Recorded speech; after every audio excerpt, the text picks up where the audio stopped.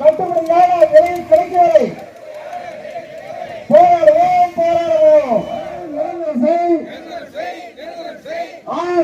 நிர்வாகத்தில் கொள்முதல் செய்யும் சங்கங்களில் பணியாற்றும் பணியாளர்களுக்கு பணி நிரந்தரம் வழங்கிடு. வெள்ளத்தோம் வெள்ளத்தோம் தமிழ்நாடு பால் உற்பத்தியாளர் சங்கம் போராட்டம் வெள்ளத்தோம். தமிழக அரசு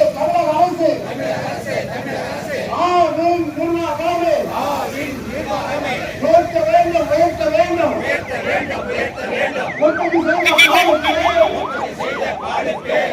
செய்த பாலுக்கு மக்கள் வழங்க வேண்டும். அரசு பள்ளி மாணவர்களுக்கு தினந்தோறும் வழங்க வேண்டும். ஆவின் பாலை வழங்க வேண்டும். பால் பொருட்களை வழங்க வேண்டும். கொள்முதல் செய்.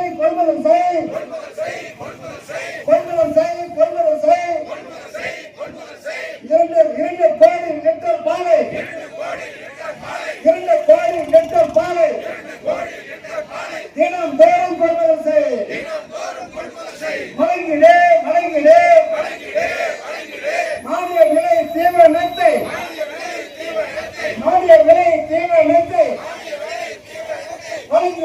வழங்கிடே கட்டுப்படியான விலையினை கிடைக்கும் வரை விடமாட்டோம். வெள்ளத்தோம்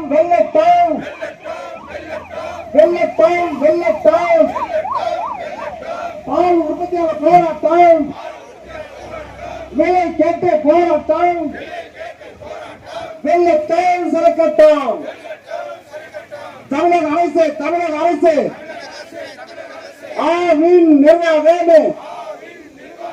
PMCயில் பணிபுரியும் ஊழியர்களுக்கான சம்பளத்தை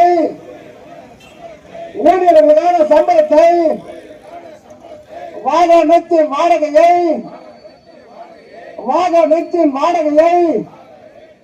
வெள்ளத்தோம் பால் உற்பத்தியாளர் போராட்டம். விலை கேட்டு போராட்டம்.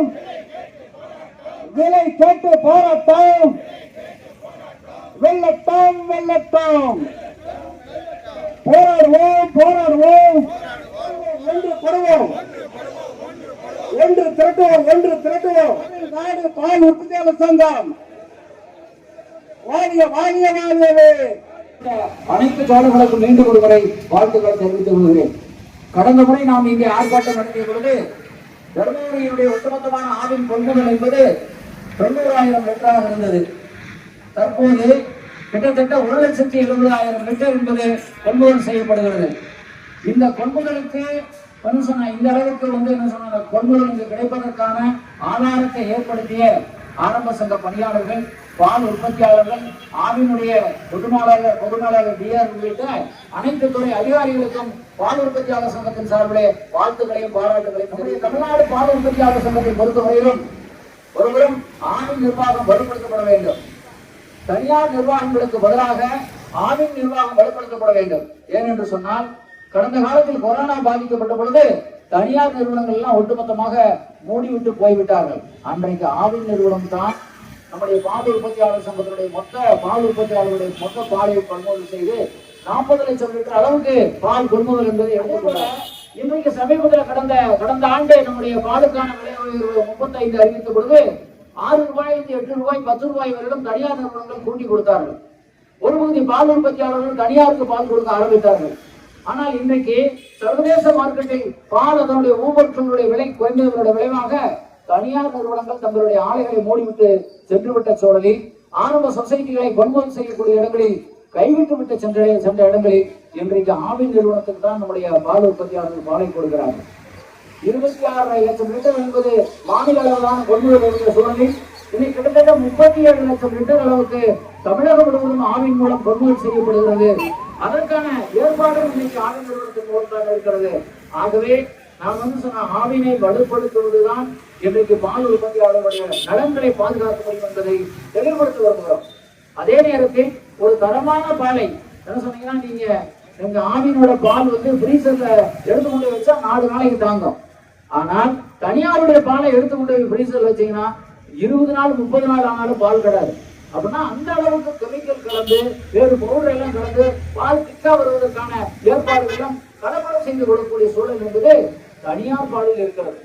ஆகவே ஒரு தரமான பால் ஒரு கட்டுப்படியான விலையில் மக்களுக்கு நுகர்வோருக்கு கிடைப்பதற்கான ஏற்பாட்டையும் ஆவின் நிறுவனம் தான் செய்கிறது என்ற முறையில் ஆகவே ஆவின் நிறுவனத்தை வலுப்படுத்த வேண்டும் என்பதில் மாற்று கருத்து இல்லாமல் நம்முடைய தமிழ்நாடு பால் உற்பத்தியாளர் இந்த நேரத்தில் இருக்கிறது.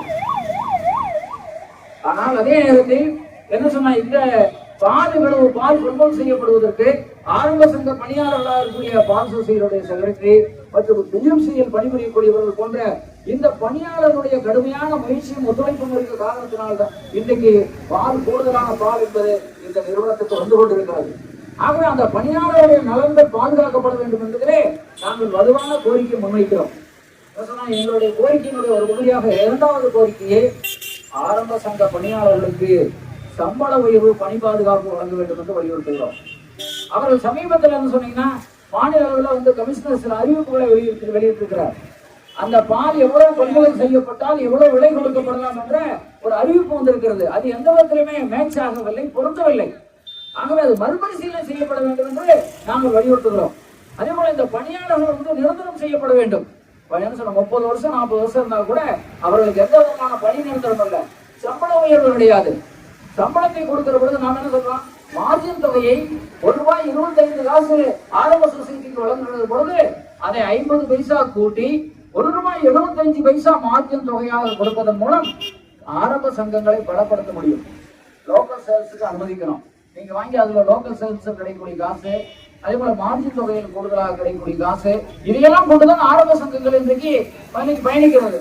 இன்னைக்கு செயலாளர்களுக்கான சம்பளம், டெஸ்டருக்கான சம்பளம், பணிபுரியக்கூடிய ஆயாக்களுக்கான சம்பளம், கட்டடத்துக்கான வாடகை, சோப்பு, கிளீனிங் பவுடரு, இந்த மெட்டீரியல் முழுக்க இந்த ஆரம்ப சங்கத்தினுடைய நிதி ஆதாரத்திலிருந்து தான் எடுக்க முடிகிறது.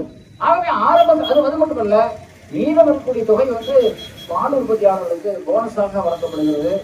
பால் உற்பத்தியாளர்களுக்கு இன்சூரன்ஸ் செய்வதற்கு கொள்கையில் செலுத்தப்படுகிறது. ஆகவே ஆரம்ப சங்கங்களை பலப்படுத்த வேண்டிய அவசியம் என்று நாங்கள் இந்த நேரத்தில் வலியுறுத்துகிறோம். அது மட்டுமல்ல, இந்த ஆரம்ப சங்க பணியாளர்களுக்கு ஒன்றியத்தில் இருக்கக்கூடிய பணியாளர்கள் கொடுக்கக்கூடிய அளவுக்கான சம்பளம் என்பது கிடையாது. இதே ஒரே நிறுவனம் தான். இன்னைக்கு ஆணையை பொறுத்தவரையிலும் ஒரு 3 கட்ட அமைப்பாக இன்றைக்கு உருவாக்கப்பட்டிருக்கிறது. ஒன்று ஆரம்ப சொசைட்டி, அடுத்து அதற்கு மேல மாவட்ட அளவில் இருக்கக்கூடிய ஒன்றியங்கள், அதற்கு மேல 27 ஒன்றியங்கள்லாம் ஒருங்கிணைந்து ஒரு பெடரேஷன் என்ற அமைப்பு வைக்கப்பட்டிருக்கிறது.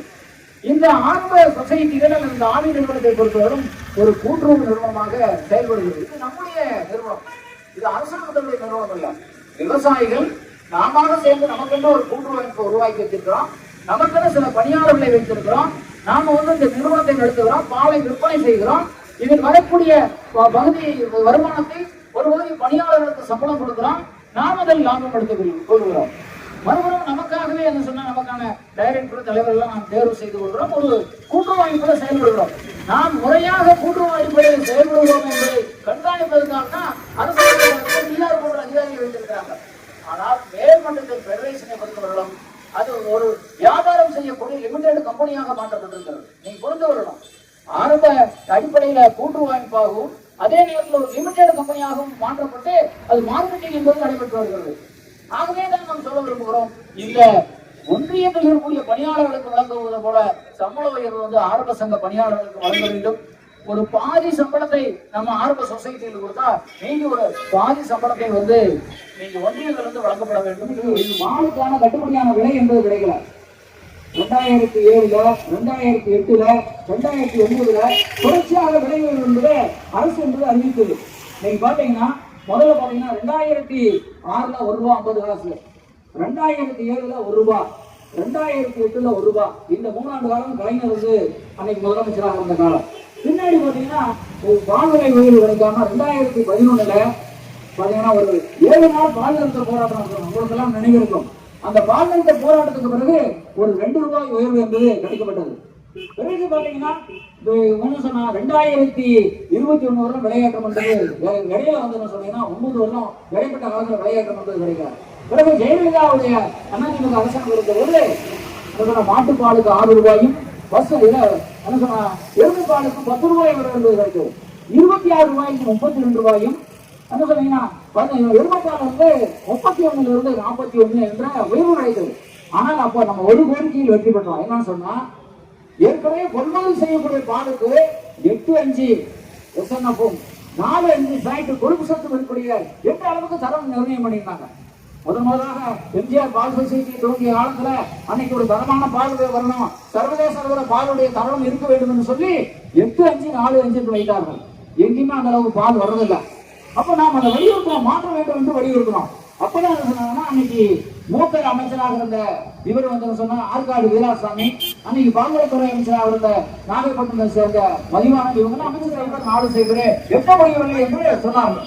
இந்த சூழ்நிலையில் தான் அப்ப என்ன சொன்னா 8.2 4.3 என்று தரத்தை மாற்றினாங்க. 8.2 வந்து எஸ்என்எஃப் சாலிட் நான் ஃபேக்டர் கொழுப்பு அல்லாத இதர சத்துகளும் 4.3 கொழுப்பு சத்துகளும் உள்ள பாலை தான் தரமான பால் என்று நிர்ணயித்து கீழே மேல வரக்கூடிய பாலுக்கு வந்து விலையை தீர்மானிப்பது என்று அதை முடிவெடுக்கப்பட்டது. அப்ப அந்த சூழ்நிலைக்கு பிறகு சொன்னீங்கன்னா 2019 மீண்டும் வந்து சொன்னீங்கன்னா நம்ம வந்து ஒரு இடையில வந்து ஒரு விளைவு கிடைத்தது. அதற்கு பிறகு பாத்தீங்கன்னா நம்ம கடந்த 2022 ஒரு போராட்டம் நடந்தோம். போராட்டம் நடத்திய பிறகு தொடர்ச்சியான இந்த மாதிரியான போராட்டம் நடத்திய பிறகு பால் விலை உயர்வு 10 ரூபாய் கேட்ட போது அன்னைக்கு 3 ரூபாய் உயர்த்தி 32 இருந்து 35 உயர்த்தப்பட்டது. அதே போல 41 இருந்து உயர்த்தி சொன்னீங்கன்னா வந்து 46 உயர்த்தப்பட்டது. கடந்த ஆண்டு நம்ம ஒழுங்கான போராட்டத்தை மேற்கொண்டோம். ஆனால் அரசு தேர்தலெல்லாம் பார்லிமெண்ட் தேர்தலெல்லாம் கணக்கு எடுத்துக்கொண்டு மனசில் வச்சுக்கிட்டு அவங்க பால் விலை உயர்வை உயர்த்த மறுத்தாங்க. இதர மாநிலங்கள் வழங்குவது போல ஊக்கத்தொகை 5 ரூபாய் கொடுன்னு நம்ம கேட்டோம். நீங்க கர்நாடகா சின்ன மாநிலம், அவங்க நம்மளவுக்கு பால் உற்பத்தி கிடையாது. அவங்கள்ட்ட வந்து 1 கோடி லிட்டர் தான் அவங்கள்ட்ட பால் உற்பத்தி வந்து இருக்கிறது. அவங்க ஊக்கத்தொகை வந்து லிட்டருக்கு 5 ரூபாய் கொடுக்குறாங்க. லிட்டருக்கு 5 ரூபாய் ஊக்கத்தொகை கொடுக்குறாங்க. எல்லாம் வந்து கர்நாடகாவுடைய நந்தினி நிறுவனத்துக்கு வந்து பால் கொடுக்க ஆரம்பிச்சாங்க. மொத்த பால் உற்பத்தி 50% பால் கிட்டத்தட்ட 1 கோடி லிட்டரை 50 லட்சம் லிட்டர் பாலை வந்து நந்தினி கர்நாடகா அரசு கொள்முதல் பண்ணுது. தமிழகத்துல 1.4 கோடி லிட்டர் பால் உற்பத்தி ஆகுது, 27 லட்சம். இப்ப தனியார் வந்து கொஞ்சம் குறைச்சதுனால கூடி 37 லட்சம் வந்திருக்கிறது. அப்ப என்ன கணக்கு சொன்னா ஒரு 15 இருந்து 20% பால் கூட தமிழக அரசால் கொள்முதல் செய்ய முடியவில்லை. ஆகவே நம்ம வலியுறுத்தணும், கர்நாடகா ஸ்டேட் மாதிரி நீங்க குஜராத் ஸ்டேட் மாதிரி அமல் மாதிரி ஊக்கத்தொகையை சேர்த்து கொடுங்க என்று வலியுறுத்திய பிறகு 5 ரூபாய்க்கு பதிலாக நம்ம 3 ரூபாய் என்பதை தன்னிச்சையா அறிவிச்சாங்க. அது 35 + 3 38. இது என்ன வேணாலும் கரண்ட் வர மாதிரி வரும், கரண்ட் போற மாதிரி போயிடும். புரியுதுங்களா? அப்ப இது சொன்னா என்ன வெயில் காலத்துல வந்து கரண்ட் போயிடும் இல்லையா? அந்த மாதிரி வந்து இந்த ஊக்கத்தொகைங்கிறது அவங்க விருப்பப்பட்டு கொடுக்கறது. வர கொடுக்கலாம், கொடுக்காம நிறுத்தலாம். ஆகவே ஆனா இன்னைக்கும் நமக்கு பாலுக்கான விலை இருந்தது 35 தான். ஆகவே நம்ம வலிதான் பருத்தி கொண்ட தவிடு புண்ணாக்கு எனக்கு முன்னாடி தலைவர் எல்லாம் சொல்லிட்டாரு, தீவனம் எல்லாம் வந்து எல்லாமே தனியாருடைய நிறுவனம் எல்லாம் போட்டு கணக்கு போட்டா எதுவுமே இல்லை, ஒண்ணுமே கட்டுப்படியாகல. இன்னைக்கு ஆவி நிறுவனத்தினுடைய ஜிஎம் போன்ற உயர் அதிகாரிகள் பாலுக்கான கொள்முதல் விலையை தீர்மானிக்கிறதுக்காக நிர்ணயம் செய்கிற போது அவங்க ஒரு கால்குலேஷன் போடுறாங்க. அவங்க கால்குலேஷன் போட என்ன சொல்றாங்கன்னா ஒரு 10 லிட்டர் கொடுக்கக்கூடிய பாலுக்கு வந்து எவ்வளவு வந்து குச்சி தீவனம் கொடுக்கணும், எவ்வளவு வந்து பருத்தி போட்டு தவிடு கொடுக்கணும், இதெல்லாம் ஒரு கணக்கு போட்டு என்ன சொல்றாங்கன்னா இந்த அடக்க விலையே என்ன வருதுன்னு சொன்னா கிட்டத்தட்ட எவ்வளவு வருது சொல்றாங்கன்னா 420 ரூபாய் வருது ஒரு மாட்டுக்கு. அப்போ ஒரு லிட்டருக்கு வந்து நீ 42 ரூபாய் அவங்களுக்கு அடக்க விலை வருது. அதுக்கு மேல அவங்க உழைக்கிறது, அவங்க குடும்பம் உழைக்கிறது, போறது வரதெல்லாம் கணக்கே கிடையாது, காட்டுல மேய்க்கிறதெல்லாம் கணக்கு இல்லை. அப்போ ஒரு லிட்டருக்கு அடக்கு விலையே 42 ரூபாய் வருதுன்னு சொல்லி இங்க இருக்கக்கூடிய ஆவின் அதிகாரிகளே ரிப்போர்ட் அனுப்புறாங்க. ஆனா மேல போய் பேச்சுவார்த்தை நடத்த போன்னு சொன்னா ஒரு 3 ரூபாய் கொடுத்த உடனே நம்ம கூட இந்த மாதிரி நம்ம மாதிரி சங்கம் ஒரு 7 சங்கம் இருக்குது. அந்த சங்கத்துக்கு எல்லாம் ஆள் ஒரு துண்டு போட்டு அமைச்சரோட போட்டோ எடுத்துட்டு போது எல்லாம் கலெக்டர் கொடுத்தையும் பால் சொல்லிட்டு முடிச்சுட்டு வந்துடுறாங்க. அப்ப விவசாயிகளும் ஒரு சரியான ஒற்றுமை இல்லாதனால், பால் உற்பத்தியாளர்களும் ஒரு சரியான ஒற்றுமை இல்லாதனால் 42 ரூபாய் அடக்க விலையே ஆகுது. அதுக்கு மேல நம்முடைய மனித உழைப்பு, நம்முடைய காடு மாற்றம் மேற்கூடிய மாட்டுக்கான 1 லட்சம் ரூபாய் மாடு, அதுக்கு மேல நம்முடைய தீவனம், இதெல்லாம் கணக்கே இல்லை என்ற முறையில பாடுபடக்கூடிய விவசாயி வந்து கேட்காதனுடைய விளைவு அவனே சொல்றான் 42 ரூபாய் ஆகுது. ஆனா நம்ம ஆட்கள் என்ன பண்றாங்கன்னா வந்து என்ன சொல்ல 32 ரூபாய் 35 ரூபாய் 32 ரூபாய் 35 ரூபாய் கொடுத்தா போதும் முடியாம. ஆகவேதான் ஒரு வலுவான ஒற்றுமையை கட்ட வேண்டிய அவசியம் இருக்கிறது என்ற முறையில இந்த ஆண்டு தமிழகம் முழுவதும் இந்த கோரிக்கை முன்னெடுத்திருக்கிறோம். நாம் வைக்கக்கூடிய கோரிக்கை சொல்ல போனா கூட 45 ரூபாய் கூட உண்மையே கட்டுப்படியான விலை இல்லைங்க. இருந்தாலும் எப்படி இருந்தாலும் எப்படி கேட்கறதும் ஒழுங்கு போறது இல்லைங்கிறவங்க நாமளே கோரிக்கை வைக்கிற போது நம்ம விவசாயிகளா இல்லைங்க ஒரு 10 ரூபா சேர்த்து கொடுத்துட்டு அடுத்த வருஷம் பார்த்துக்கலாம்னு சொல்றாங்க. கடந்த ஒரு 2 ஆண்டு காலமாக, அதாவது விவசாய மத்தியில் நாம் பிரச்சாரம் பண்ற போது நம்ம தலைவர்கள் போகும்போது நம்ம என்னதான் கேட்கிறோம், எங்கீங்க அரசாங்கம் ஒத்துக்கிறாங்களா, ஆவின் ஒத்துக்கிறாங்களா, போராடி என்ன பயன் என்று ஒரு கருத்தை சொல்றாங்க. அப்படி இல்ல, கடந்த 2 ஆண்டு காலமாக நீங்களும் உங்களுடைய தலைவர்களும் போராடியதோட விளைவாகத்தான் முதல் ஆண்டு ஒரு 3 ரூபாயும் அடுத்த ஆண்டு ஒரு 3 ரூபா 6 ரூபாய் உயர்வு இந்த காலத்தை கிடைச்சிட்டு இருக்கு.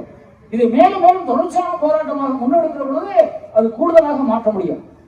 ஆகவே சொன்னா நம்ம பாலுக்கு 10 ரூபாய் லிட்டருக்கு வைத்து கொடுக்க வேண்டும் என்று கேட்கிறோம்.